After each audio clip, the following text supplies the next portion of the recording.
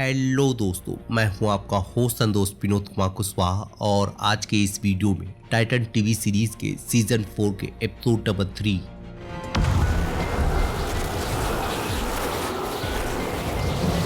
Jinx की कहानी को आपके सामने एक्सप्लेन करने वाले हैं।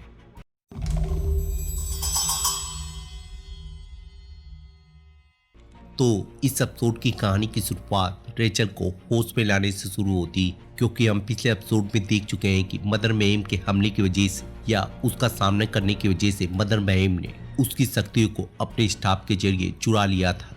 और जब डिक उसके होश में आने के बाद उससे जानने की कोशिश करता है कि क्या वो पूरी तरह से ठीक है, तो रेचल उसे जवाब देती है कि वो उसे महसूस नहीं कर पा रही है। और ठीक दूसरी तरफ देखते हैं कि जब एमपीटी के लोग खून से भरे हुए ड्रम को ले जा रहे होते हैं या पिछले एपिसोड में बर्डमैन के द्वारा इकट्ठा किए गए खून को ले जा रहे होते हैं, तभी एक ड्रम के टकराने की वजह से वहां पे खून बहने लगता है। और तभी मिस बेनेट के साथी वहां पे पहुंचकर और अपने जादू का जलवा दिखाते हुए उन दोनों को एक एक करके मार डालती है।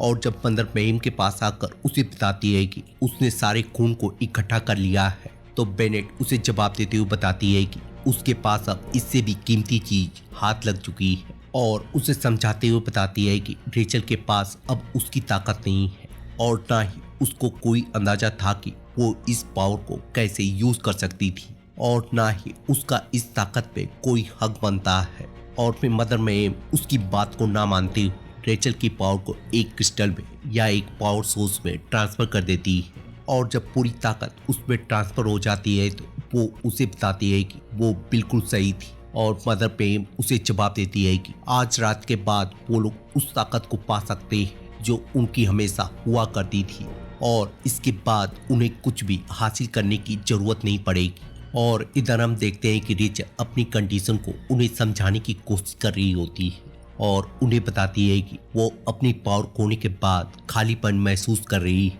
जैसे कि उसके शरीर से उसकी आत्मा को निकाल लिया गया है। How can your soul be gone?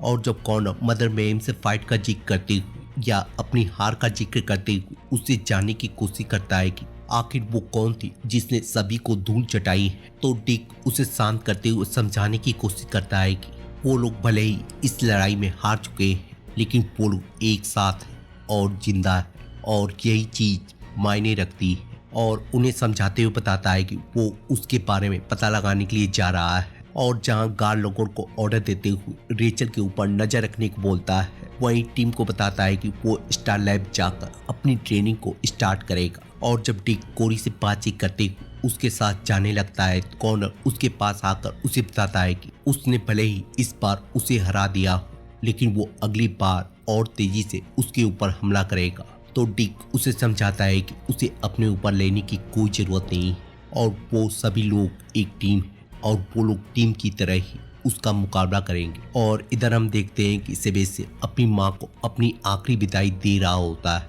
और जब रात को बहाने के बाद वो अपनी माँ के बारे में सोच रहा होता है, तभी उसे पिक्सेल कंपनी से या गेम वाली कंपनी से उसे फोन आ जाता है। और कंपनी का ओनर डेरिक उसे समझाते हुए बताता है कि उन लोगों ने उसकी गेम पे बातचीत करने के बाद उसकी गेम को खरीदने का फैसला किया है। लेकिन हम दूसरी तरफ देखते हैं कि मदर मैम डेरिक के आवाज में बोलते हुए उसे उसके ऑफिस बुलाती है। और इधर हम देखते हैं कि डिक और कोरी मदर मैम के बारे में पता लगाने के लिए या उसके खिलाफ मुकाबला करने के लिए जिंक्स से जेल में मिलने के लिए जाते हैं, जो कि एक कॉन्स्टेंटाइन की तरह जादूगरनी होने के साथ साथ एक बहुत ही अच्छी चोरनी है। और जैसे पुलिस वाले जिंक्स को उनके सामने लाते हैं, जिंक्स अपनी जूती को उतारकर और अपनी मैजिक का यूज करते हुए वहां से गायब हो जाती है।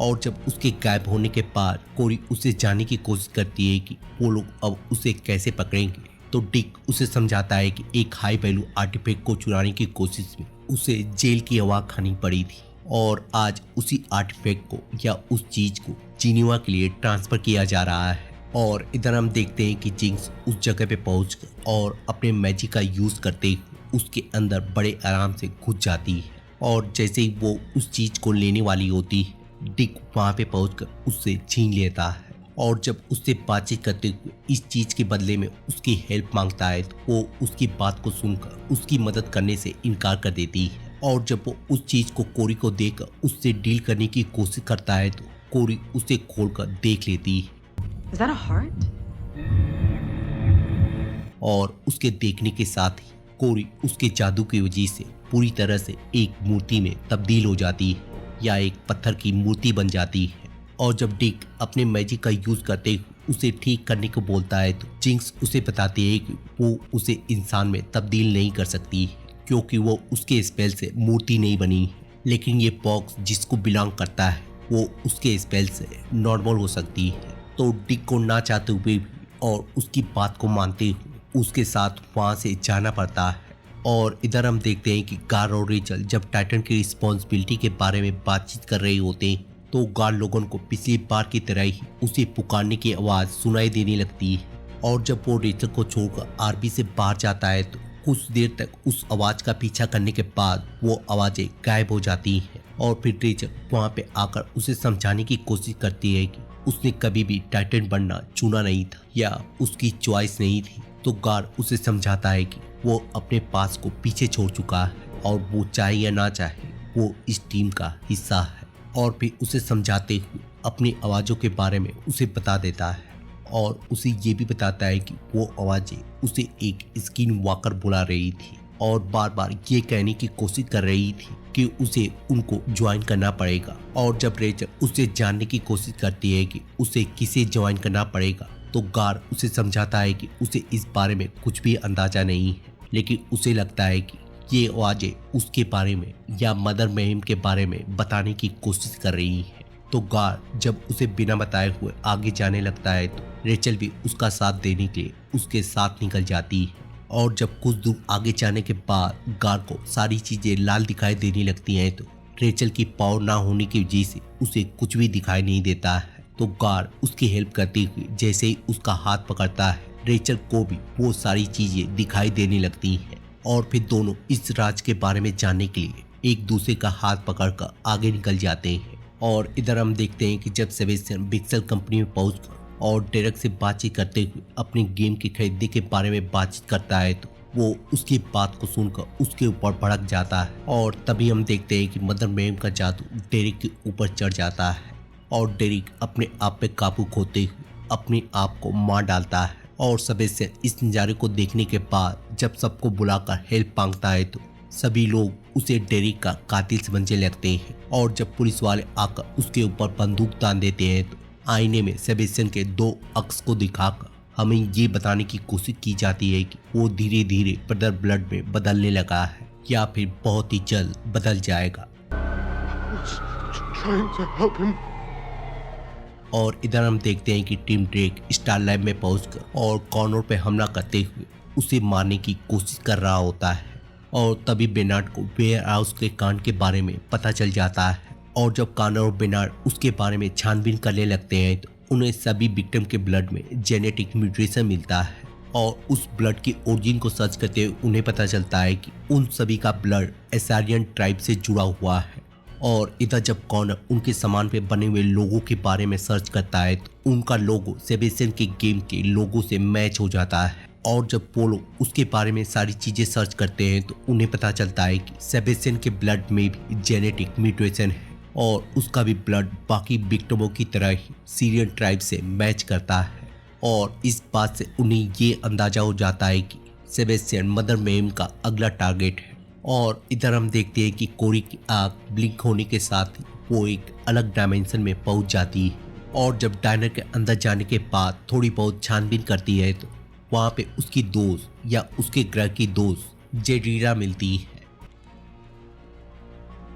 और फिर उससे बातचीत करते हुए और नंबरों को दबाने के बाद उसे पता चलता है कि जब पूरा आसमान लाल चाँद से भर जाएगा तो उसकी सच्ची लड़ाई शुरू होगी। और उसकी दोस्त उसे समझाने की कोशिश करती है कि वो अपनी मंजिल तक पहुंच चुकी है और इसी टाइम के लिए उसने उसे ट्रेन किया था, जिससे कोरी ये अंदाजा लगाती है कि उसका मदर मैम से फाइट करना उसकी किस्मत में लिखा है। और जब कोरी उसे यहाँ से निकालने के लिए बोलती है तो वो उसे बताती है कि वो इस काम को नहीं कर सकती है और यहाँ से बाहर निकालने में उसका दोस्त डिक ही उसकी मदद करेगा। और जब कोरी उससे इस बारे में या इन सब के बारे में जानने की कोशिश करती है तो वो उसे बताती है कि वक्त आने पर उसे सब कुछ मालूम चल जाएगा। और इधर हम देखते हैं कि जिंक्स और डिक डार्क एल्फ के ठिकाने पे पहुंच जाते हैं। और जब डिक बारटेंडर से बातचीत करते हुए उस बॉक्स को दिखाता है तो वो उसको देखने के बाद लेरियोन से मिलने के लिए उसे ले जाता है। लेकिन जब डिक उससे बातचीत करते हुए कोरी को ठीक करने को बोलता है तो वो अपने आदमियों को ऑर्डर देते हुए उसे मारने का हुक्म दे देती है।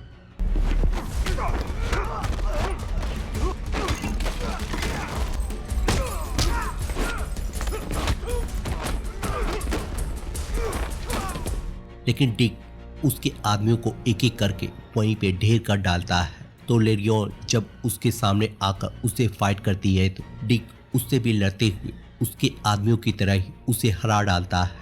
और इसी के साथ उसे ये भी मालूम चलता है कि जिंक्स अपनी मैजिक स्पेल का यूज करते हुए कोरी को ठीक कर सकती थी, लेकिन वो यहाँ पर भी कोई चीज चुराने के लिए आई है, क्योंकि उसके ऊपर डेथ मार्क लगा हुआ है और अगर वो अपने पैसों को नहीं चुकाती है तो वो लोग उसे मार डालेंगे। और जब डिक उसके पास जाकर उससे बातचीत करता है तो उसे पता चलता है कि उसके ऊपर 5 मिलियन का उधार है। तो डिक अपने पैसे का इस्तेमाल करते हुए और उसे 7 दिन का ट्रांसफर दिखाकर ये बताता है कि अगर वो मदर मैम से फाइट करने में उनका साथ देती है तो वो 7 दिन के अंदर या 7 दिनों बाद उसके सारे पैसे ट्रांसफर हो जाएंगे। तो जिंक्स उसके साथ डील करते हुए उसकी बात को मान जाती है और फिर कोरी के पास पहुंचकर और अपने स्पेल का इस्तेमाल करते हुए